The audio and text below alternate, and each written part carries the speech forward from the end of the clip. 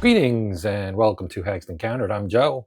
In this video, I'm going to be doing a brief, hopefully, first look at the game The Lamps Are Going Out, World War I, second edition, designed by Kirk Uhlmann and published by Conquest Games. Now, when I say brief, it's because this game's not new. Now, this is the second edition, but it's not a new game. It's been around for a bit, and so there are other, obviously, unboxing type videos out there for you guys to see, but I figured that I would give this the full treatment.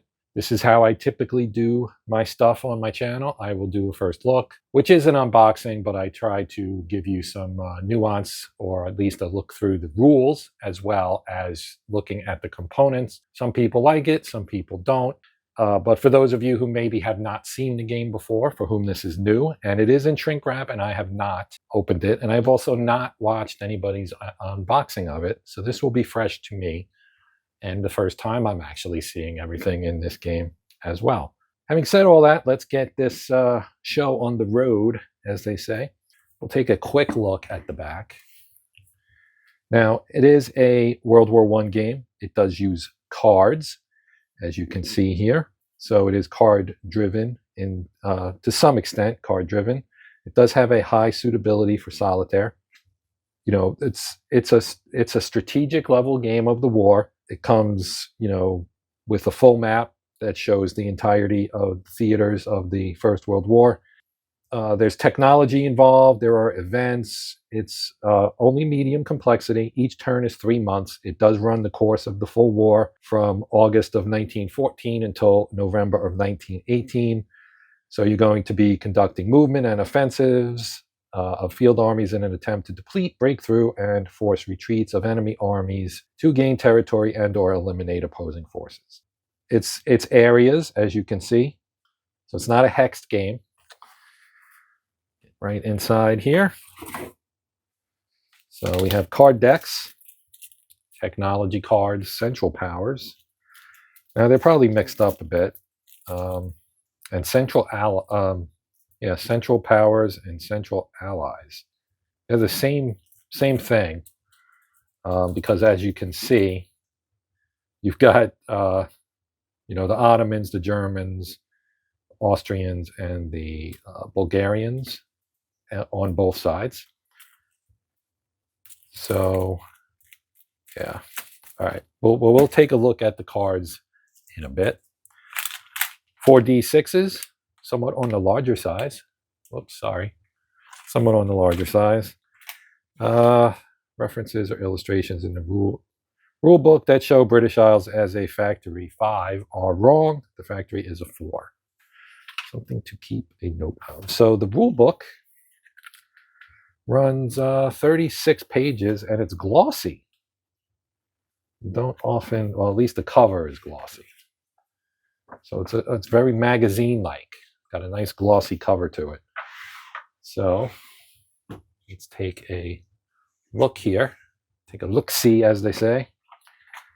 All right, Lamps Are Going Out, World War I. Game simulating World War I in Europe at the grand strategic level. There's a shot of the map so you can see what it looks like. We'll zoom in a little bit so you can get a better look.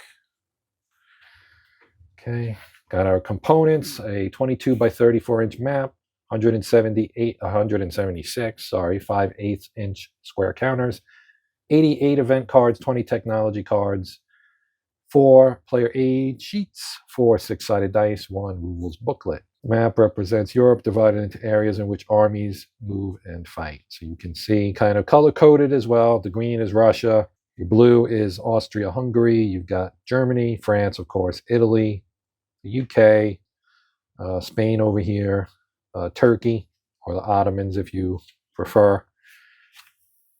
Production areas will have a factory icon. So basically just going through the various terrain that has special effects, such as the marshes in Russia, the Pripyat marshes. They can be entered during movement but cannot be moved through. Units must stop upon entering and cannot move any further that phase. In addition, units advancing after combat into this area may not attack again out of it. The attack is ended in the area for this turn. Okay, here's our army counters. You have a front side that's fresh and a back side that's spent. So we're not talking about steps necessarily. Triple Entente factions. The green are the Eastern Allies and the USA, so that's Russia and the United States. Brown are the Western Allies. Then on the Central Powers side, you've got gray for the Germans and blue for the Central Allies, so that's what it means. Central Allies in game terms are the non-German members of the Central Powers. Right? Then you got your event cards here and your technology cards. There are 20 of those. There are 80 of these. Technology and trench markers. You have event markers. Now, if I remember correctly, event cards, when they're drawn, if an event card, well, that's not what I was talking about, but I think they have like errors on them, and if they don't fit the correct era or time period of the war that you're currently in, they simply get discarded. Or maybe that's the technology ones. One or the other. I don't remember. I just heard that somewhere. Informational markers, of course. Then we have our player aids. We'll see those in a moment. Setup instructions, sequence of play. So this is what I always want to see. Right? This is the highlight. This is the framework in which the game works.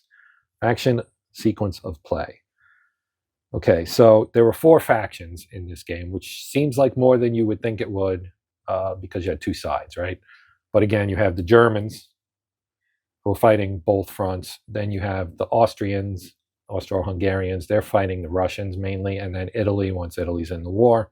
And you have the Ottomans or Turkey that is fighting, in the Sinai and in, they're fighting in like Judea or Palestine and in the Sinai against the British mainly.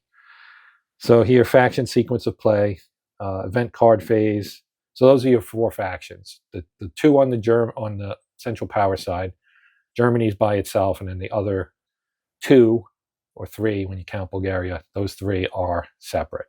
So that's 2 factions. And then on the Allied side, as we saw briefly a moment ago, you've got the Eastern Allies, which includes Russia and the United States, and the Western Allies, which includes everybody else, mainly Britain and France, but you could also throw Italy in there and Belgium and so on. Event card phase is the first thing. Then you have your movement phase where you can move armies, artillery, and tanks, redeploy Stoßtruppen, move your U-boats, move your fleets. Combat phase, resolve naval combat, Western Allies, Germany only. That's also for the moving of the fleets. U-boats is only Germany. Stoßtruppen are, of course, only Germany. Resolve amphibious invasions for the Western Allies. Resolve ground guerrilla and beachhead attacks. Then you get, that's the combat phase.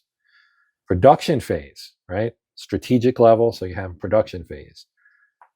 Production modifiers, blockades, events, U-boat attacks, attrition, all that stuff, right? Transferred production, production spending, where you refit units, raise new units, construct trenches, and transfer production. Technology advances for the Western Allies and Germany only. Research technology, discard G1 technology. Okay, then we go through the individual sections of your sequence of play in detail. So there's your event phase. Here's your movement phase. Various types of movement through friendly areas, enemy areas, garrisons, area capacity. Any number of armies and markers may occupy or move through non-square and non-circle areas. Square and circle areas may only ever contain 1 army unit. At the start and end of the movement phase and the combat phase, beachhead markers are limited to 2 units. Area supply, land supplied, sea supply, land movement. Current active player may move up to 2 army units of the current faction only. The United States, if they've entered the game, the USA units may independently move 1 army, which may be either a land move or a sea move. The other Eastern Allies, United States faction units, Russia, Romania, Serbia, and possibly Greece, retain the ability to move up to 2 armies on their own. Turkey, the Central Allies, may move up to 2 armies among Austro-Hungarian, Bulgarian, or Turkish forces.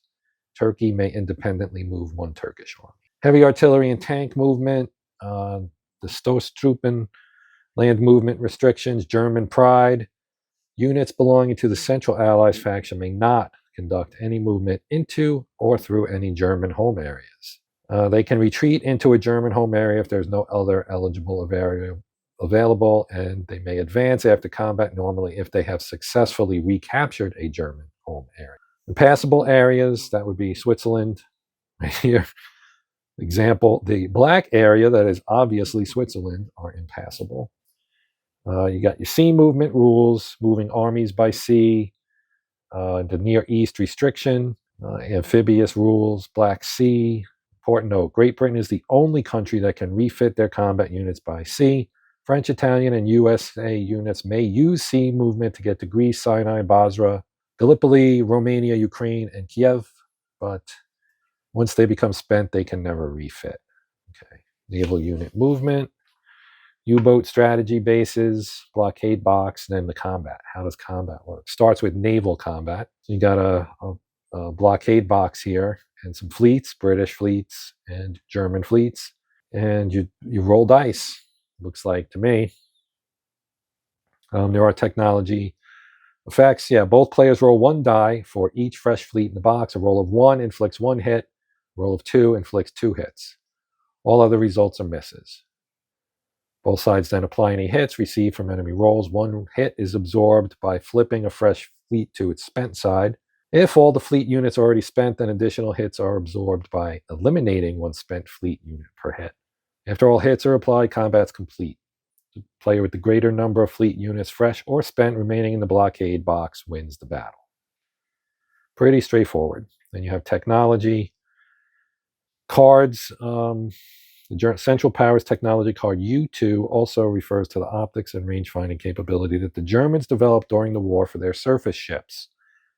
If the CP player has this card active, each German fleet is allowed to re-roll its combat dice once per combat resolution and must use that second roll, ideally forcing the British to say, "There seems to be something wrong with our bloody ships today." Nice. Okay, ground combat. So you have fresh units and spent units, of course, as we saw earlier. Attack procedure, you can declare any friendly fresh friendly army unit against an adjacent enemy-controlled area. You can make any number of attacks as long as they still possess a fresh unit to attack with. Okay. You can change it from one area to another if you wish, and then return again to the original area. Okay. Particular battle involves many units and things get cramped. Place the battle location marker in the combat area and place all the involved units off the map in a convenient location that provides movement. Combat die roll modifiers. You've got a big push modifier. Mountain areas that give a +1 DRM to the defender. Big push gives you a +1 DRM to the attacker. Here's the attack procedure. You designate. Attacking player designates which fresh friendly army will be attacking an adjacent enemy occupied area. Defending units must be attacked in the following order: trenches, fresh, spent. Trenches must be breached before fresh armies can be attacked. All fresh armies must be attacked before a spent army can defend. The defender designates which eligible fresh friendly army will be defending against the attacking army. Attacker rolls a die, applies any modifiers. In some case, the attacker is allowed to roll 2 or more dice with A1 heavy artillery technology in effect. The player then rolls all the allowed dice simultaneously, applies all applicable modifiers, and selects the single highest net die. Then the defender rolls a die. They have the counter battery technology. Then they could roll 2 or more dice. It's the same thing. You select the single highest die. You can play your modified die rolls, and the high die roll wins the combat. If totals are tied, the attacker normally wins the combat. In some cases, the defender will win tie if they have air recon, for example. Regardless of the outcome, the attacking army is flipped to its spent side. If the attacker wins against a fresh defender, the defending player takes the loss, and that army is flipped to its spent side. If the attacker wins the combat against a spent defender, which can only occur when no unbreached trenches or fresh defenders remain, the defender must retreat all of his units in the attacked area using the retreat procedure, or attempt to cancel the retreat and instead eliminate a defending unit by declaring they shall not pass. If the defending units retreat, the attacker must conduct an immediate advance. If the defender wins the combat, nothing further happens. The now spent attacking unit remains in its original area. Okay, then you have one for an unoccupied area that the attacker's alliance originally owned, and then one that was from the opposing alliance. Then we get a ground combat example. I won't go through that. Amphibious invasion rules, combat in East Africa. So like I said, not just Europe. Trench combat, technology combat effects. So these are the things that will affect how many dice you roll, etc. And the various cards. So examples for each one. Commerce rating over here, among other things. Fire control, Q ships, and anti-submarine warfare. Then you get the production phase. So I won't go through this too much. But obviously you have production, it being a strategic game, so you're going to have to replace losses and build up your forces and things like that. The Hague Convention indicates the U-boats will follow prize rules. So you do have rules of engagement, and then you have unrestricted warfare, which is what got them in trouble, the Germans, with the United States. U-boat attack resolution. So you got U-boat attacks and attrition.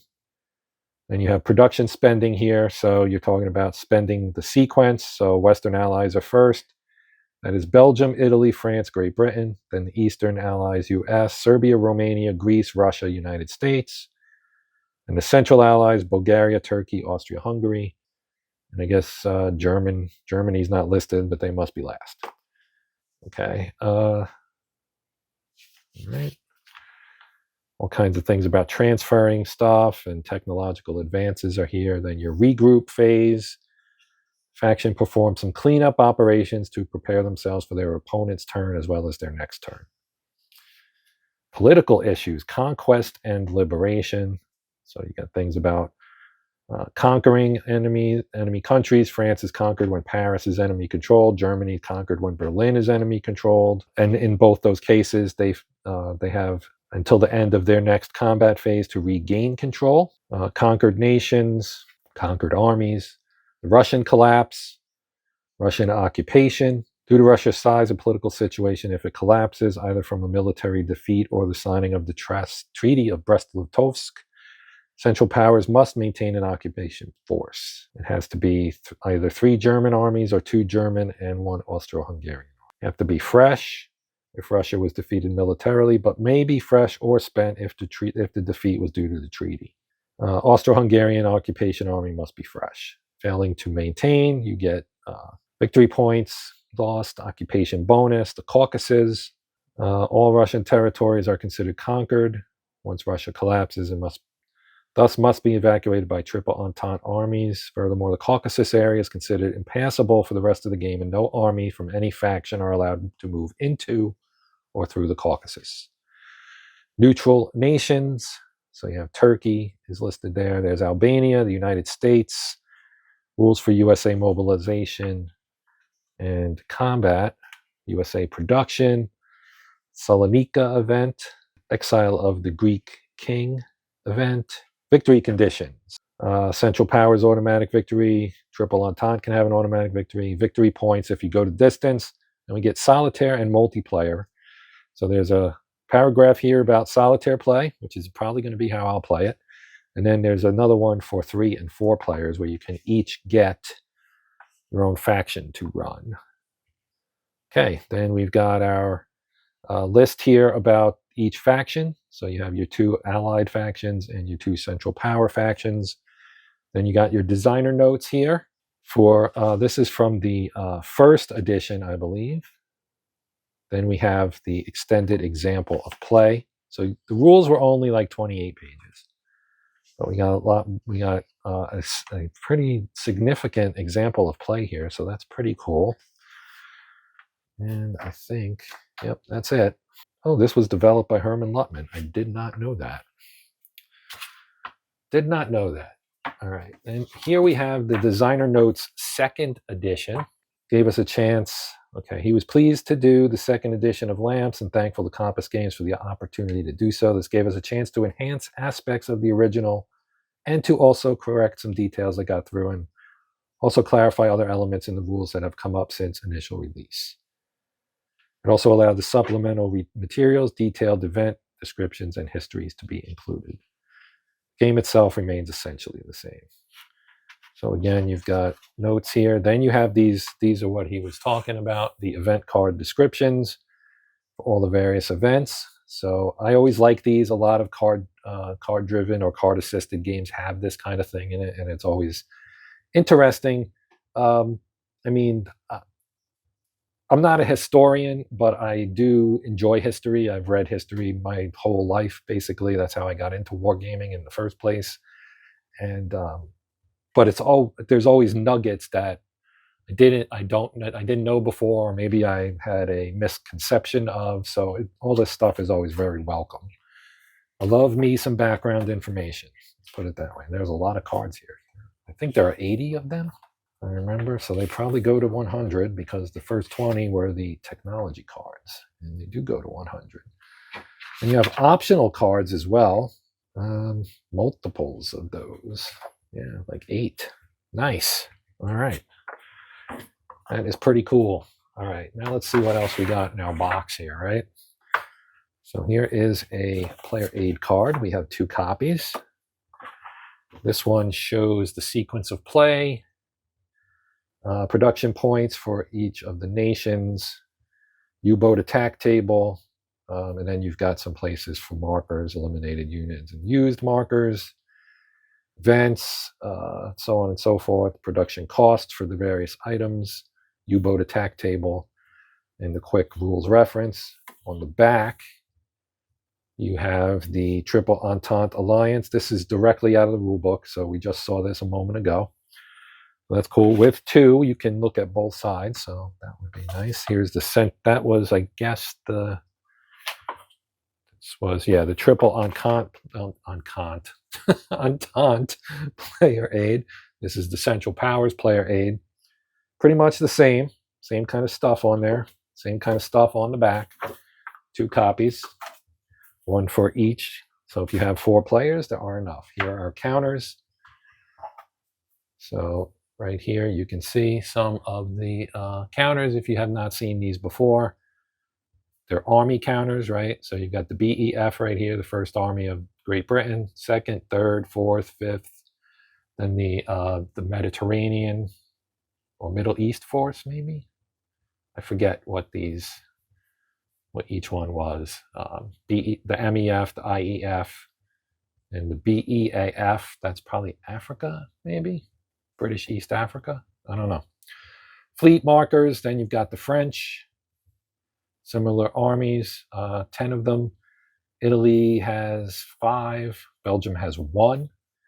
Then you got fortification markers, the old contemptibles. These are event markers, I think. Convoys formed. Greece, mine exploded, Arab revolt, Sussex pledge. So all kinds of cool event stuff. Then we've got trenches down here, and heavy artillery and tanks, air superiority. Having just played Cambrai, Tankschlacht. That looks pretty familiar. Then we've got the Russians down here. You've got Petrograd. You've got their armies, of which they have 12, plus a Caucasus army. Romanians, the Serbs, the Greeks, the Americans, U.S. fleet, U.S. entry, first line formation, scorched earth, Brusilov offensive, Yanks are coming, Russian heavy artillery, Russian trenches, Russian revolution, production point transfer markers. There are, of course, the spent side. If you wanted to see what a spent unit looks like, there you go. There are some spent French armies right there. Okay, so that is sheet 1. Sheet 2 here has the Germans and the Central Powers on it. So you've got right up top, you've got the German armies. There are 18 of them. And then this is, of course, the African forces under Letov Forbeck. The German fleets, U-boats, and then the big push counter here, Central Powers, control, starvation, East Asia Squadron, German trenches, U-boats. So you got events here. There's old Manfred von Richthofen, the Red Baron, Austria-Hungary, and the Turks, the Bulgarians, Austro-Hungarian trenches, Turkish trenches, first line formations, more events down here. Mustafa Kemal, von Sanders, von Strassenborg, and von der Goltz. Shackled to a corpse. Game turn, battle locations, etc. And they, of course, also have their spent side as well, as you can see. 2 sheets of counters, so not a lot of counters. And then we have our map. So this, of course, is almost always a key attraction of this type of thing. Although, as I said, this is not a new game. This map is not going to be a shocker to some of you, I'm sure, have seen it before. It is mounted, which is nice and always welcome, as I pinched my finger there a little bit. So it's not going to lay particularly flat. I'm going to adjust my shot here in a moment. Try to make it lay a little bit flatter for you guys to get a better look at it. All right, so I think this gives you a pretty good look. Got the US box up here in the corner. Here's Great Britain. Got your blockade box where some naval battles can occur. Then we've got the Hague Convention and unrestricted submarine warfare, for which path the Germans are currently following. Of course, you do have, the main battle areas here in France and Belgium. The Netherlands and Switzerland are neutral and out. Here's Austria-Hungary. Italy, Spain's out of play. You've got Russia. And then down at the bottom, over here on the far right, you've got a USA war track, Russian Revolution, your turn sequence here. Then turns, there starts in fall of 1914, goes all the way through to the fall of 1918. And then down at the bottom, you got your terrain key. You got East Africa right here. You can see Greece and Albania. Then kind of the Middle East area with Basra over here, Sinai, Jerusalem, Damascus, Erzurum, Mosul, and Baghdad. And Kars and the Caucasus up there.